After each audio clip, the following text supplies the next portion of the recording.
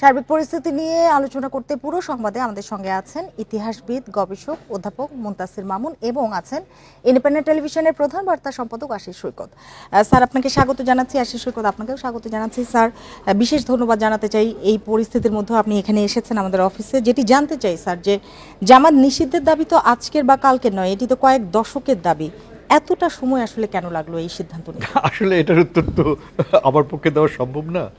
তবে আমরা জানি যে গত ৩০ বছর ধরে আমরা এই আন্দোলনের সঙ্গে যুক্ত। আমরা বলতে আমি বোঝাচ্ছি যে নির্মূল কমিটি প্রধানত এই দাবিটাকে সামনে নিয়ে আসে এবং শাহরিয়ার কবিরের বিষয়ে গত ৩০টি বছর দেশে বিদেশে অনেক কাজ করেছেন, হামলার সম্মুখীন হয়েছেন, তাকে এখনও একটা নিরাপত্তার মধ্যে থাকতে হয়। তো এছাড়া আমি খালি বলবো যে সিভিল সোসাইটি থেকেই কিন্তু, মানে সিভিল সোসাইটি বলতে আমি বলছি যে রাজনৈতিক দল ছাড়াই যে নাগরিক যারা আছেন তারাই কিন্তু প্রধানত এই দাবিটি তুলেছেন। তার মধ্যে সাংস্কৃতিক জোটও থাকতে পারে, নির্মূল কমিটিও আছে, ছোট ছোট অনেক গ্রুপও আছে এবং কিছু কিছু ছোট ছোট রাজনৈতিক দলও কিন্তু এই কথাগুলি বলেছেন। এই মুহূর্তে আমার কাছে রাশেদ খান মেননের কথা মনে হচ্ছে। আমরা বলেছি এবং এটাও বলা হয়েছিল এক সময়, বঙ্গবন্ধু যে আইনটি করেছিলেন, সংবিধানে যেটা দিয়েছিলেন যে ধর্মভিত্তিক রাজনীতি বাংলাদেশে চলবে না, যেটা জিয়াউর রহমান বাতিল করার ফলেই কিন্তু আজকে এই পরিস্থিতি হয়েছে।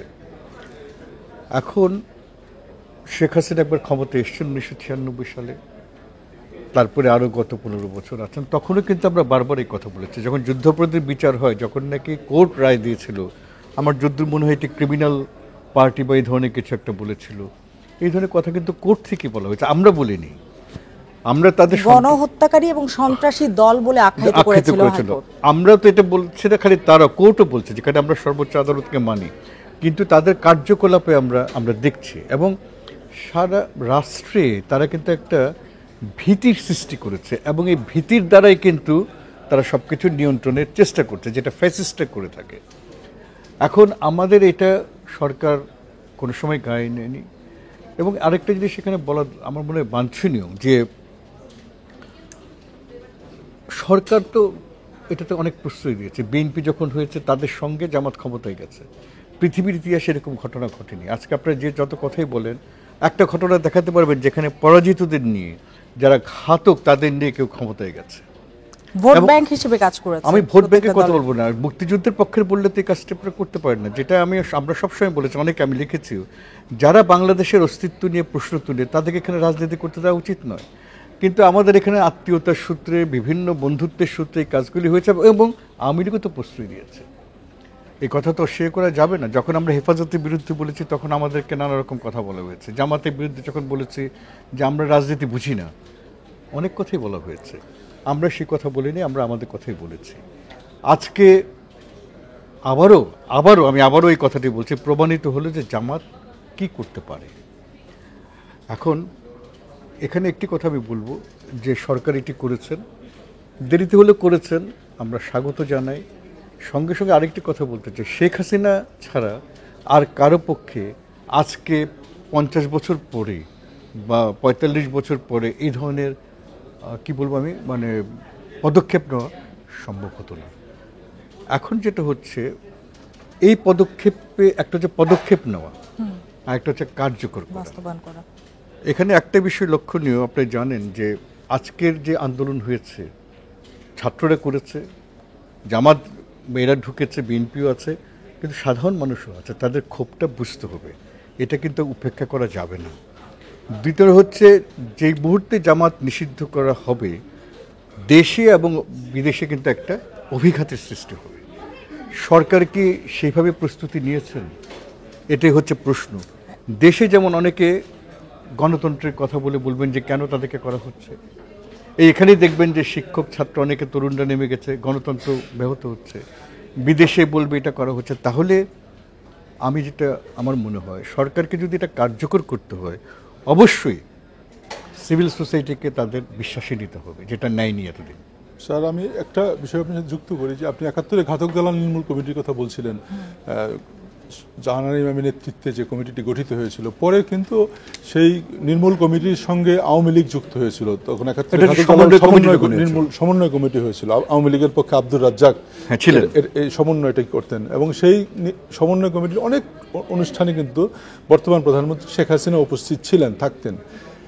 এত দেরিতে কেন, আপনি জবাব দিতে চাননি বা বলতে হয়তো চাননি যে এত দেরি কেন হলো? আর দ্বিতীয় প্রশ্ন, যেটা আপনি শঙ্কার কথা বলছেন, যে এখন যে একটা সময় চলছে, একটা বিক্ষুব্ধ সময়, একটা টেন্স সারা দেশে, এবং যেটা সরকার থেকেও বলা হচ্ছে যে জামাতিরা সারা দেশ থেকে এসে ঢাকায় অবস্থান করছে, এই সময়টায় জামাতকে নিষিদ্ধ করে আবার কি কোনো ঝুঁকির দিকে ঠেলে দেওয়া হচ্ছে কিনা? এটা সরকারের প্রস্তুতির ব্যাপারে আমি জানি না। আমি কিন্তু আগেও বলেছি, এই কারণে আমি বললাম যে অভিঘাতটি হবে, কারণ আজকে 30টা বছর হয়ে গেছে। যখন আদালত বলেছিল তখন যদি করতে করেনি, তাদের একটা জিনিস পরে রাখতে হবে, যারা ক্ষমতায় যান তারা ক্ষমতার বাইরে যারা আছেন, বা আমরা যদি সমর্থন করি, আমাদেরকে মনে করেন আমরা রাজনীতি বুঝি না, আমরা কিছুই বুঝি না, বা আমরা সরকার বিরোধিতা করছি। ডিবি অফিসে যা হচ্ছে এখন, তারা ভাবছে যে আমরা সবাই শিশু। এই যে বিষয়গুলি আছে, এগুলি আপনি কিভাবে করবেন? শেখ হাসিনা স্মার্ট বাংলাদেশ করতে চাচ্ছেন, কিন্তু তার দলের একটা বড় অংশ, সেটা মন্ত্রী হতে পারেন, অন্য কিছু হতে পারেন, তারা তো সামন্তবাদী জমিদারের মতো আচরণ করেন। এটাকে অস্বীকার করা যাবে? আমি মনে করি যে এই সত্য কথাগুলি শুনতে হবে। জামাতের এটা যদি কার্যকর করতে হয়, কারণ আমি বলেছি উনি ছাড়া কেউ পারত না, এবং উনি চাইলে কার্যকর করতে পারবেন। আমি মনে করি আমার সাধারণ বুদ্ধিতে, আমারও তো বয়স হয়ে গেছে, একটা হচ্ছে সিভিল সোসাইটিকে সঙ্গে নিতে হবে, রাজনৈতিক দল সমমনাদেরকে সঙ্গে নিতে হবে, সবচেয়ে বড় কথা আওয়ামী লীগকে আবার মানে সামন্তবাদী দৃষ্টিভঙ্গির দল থেকে সাধারণ মানুষের দল, যেটা বঙ্গবন্ধু করেছেন, এমনকি শেখ হাসিনা 1996 সালে করেছিলেন, সে অবস্থায় ফিরতে হবে। এবং তার দল এবং তাকে বিচ্ছিন্ন করে ফেলা হয়েছে। কিভাবে হয়েছে আমি সেসবে আমি যাব না, কারণ এটা সেই আলোচনার বিষয় না। আওয়ামী লীগকে তো স্যার আমরা অনুপস্থিত দেখেছি, যখন এই জামাতের 1 লাখ লোক বলা হচ্ছে যে 1 লাখ সিম কার্ড আসছে আইসিটি মন্ত্রী, তার মানে আমরা ধরে নিতে পারি 1 লাখ লোক বাইরে থেকে এসছে। কিন্তু ঢাকা শহরে যদি জনসংখ্যা আমরা 2 কোটি ধরি, এবং সেখানে যদি আওয়ামী লীগের ভোটের হিসাব 40% হয়, তার মানে 80 লাখ আওয়ামী লীগের সমর্থক কর্মী মিলিয়ে আছে। সবগুলো এমপি আওয়ামী লীগের, সব ওয়ার্ড কাউন্সিলর আওয়ামী লীগের, মেয়র আওয়ামী লীগের। কোথাও কিন্তু আমরা তাদের কোনো শান্তি সমাবেশ করতে বা রাস্তায় কিন্তু আমরা দেখিনি, একচ্ছত্র দখলে চলে গেছিল। আমি খালি একটা কথা বলবো, একটা হচ্ছে আমার বয়স হয়ে গেছে, আমি ভীতু লোক, আমি এখন কারো সমালোচনায় যেতে চাই না, কারো বিরুদ্ধে অভিযোগও করতে চাই না, কারণ আমি নিজেই এটার ভুক্তভোগী। এইভাবে ব্যক্তিকে, সমষ্টিকে কিন্তু তারা করেছে, কি বলে যে আমি বলবো যে অ্যান্টাগনাইজ করেছে। আমার সেসব কথা বাদ দিয়ে আমি সব ভুলে যেতে চাই। যদি শেখ হাসিনা এই পদক্ষেপ নেন, তাহলে সিভিল সোসাইটির সমমনা দল, সবচেয়ে বড় কথা উদ্যোগ নিতে হবে, তরুণদেরকে নিতে হবে। এবং আমি আরেকটা বলছি, তার দলকে আবার ওইভাবে সামন্তবাদী বিয়ে থেকে এনে তৃণমূলে যেটা শেখ হাসিনা 1996 সালে করেছিলেন, যেটা গত 8-9 বছর ধরে তিনি সেখান থেকে বিচ্ছিন্ন হয়ে গেছেন, তার দল বিচ্ছিন্ন হয়ে গেছে। স্যার, আরেকটি বিষয়, যে দল হিসেবে জামাত নিষিদ্ধ হচ্ছে, কিন্তু যাদেরকে নিয়ে এই দল গঠিত বা যারা এই দলের অনুসারী, এই আদর্শের অনুসারী, তারা তো অন্য দলে ঢুকে পড়তে পারে বা অন্যভাবে নাশকতা চালাতে পারে, একই কাজ করতে পারে। সেক্ষেত্রে কোনো মানে সিদ্ধান্ত সরকার এদের কিভাবে আসলে নিয়ন্ত্রণ করবে? আমি তো সেই কারণেই বললাম, জামাত তো এখনো গোপনে আছে, নিষিদ্ধ করলেও গোপনে থাকবে, হয়তো বিএনপির সঙ্গে যুক্ত হবে, অন্যান্য দেশের সঙ্গে যুক্ত হবে। তাহলে একটা উপায়, ধর্মীয় রাজনীতি করা যাবে না, সেটাতে যদি না যান, খালি জামাতকে দেন, তাহলে অন্য যে রাজনীতি করছে ধর্মভিত্তিক, যারা শুক্রবারে প্রত্যেকবার বের হয়, তাদের কি করবেন সেটাও বলতে পারে, তারাও তো এটার সঙ্গে মিশে যেতে পারে। আমাকে অনেক কিছু বোঝাতে পারেন, আদর্শগত মওদুদিবাদের সঙ্গে পীরবাদ।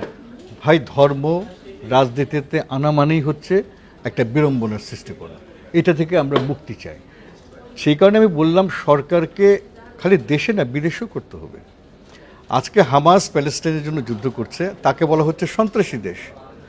এখন বলা হবে বাংলাদেশের ক্ষেত্রে কেন জামাতকে আপনারা করছেন, তাহলে বলতে হবে যে হামাসকে যদি আপনারা সন্ত্রাসী বলেন, যারা দেশপ্রেম করছে, তাহলে আমাদের এখানে যারা দেশের বিরুদ্ধে কাজ করছে তাদেরকে আমরা নিষিদ্ধ করতে পারবো না? বিদেশে তো ব্রিফিং করতে হবে, জামাতের যে লবিং সেটা করতে হবে। আরেকটা বিষয় আপনারা সবাই এড়িয়ে যাচ্ছেন, তার অর্থনৈতিক শক্তিটাকে আপনারা বিচার করেছেন কখনো? আওয়ামী লীগে ইন্ডিভিজুয়াল মানে হয়তো অর্থ আছে, জামাতের তো সমষ্টিগত অর্থ আছে, এবং তাদের মধ্যে একটা কমরেডশিপ আছে, একটা লক্ষ্যে পৌঁছানোর ব্যাপার আছে। কারণ তারা তো গত 60-70 সেজন্য বছর আসলে একই যথেষ্ট ধরনের কাজ প্রস্তুতি করে সরকারের রাখতে হবে। স্যার আপনাকে অনেক ধন্যবাদ আমাদের সাথে যোগ দেওয়ার জন্য, আমাদের সময় দেওয়ার জন্য।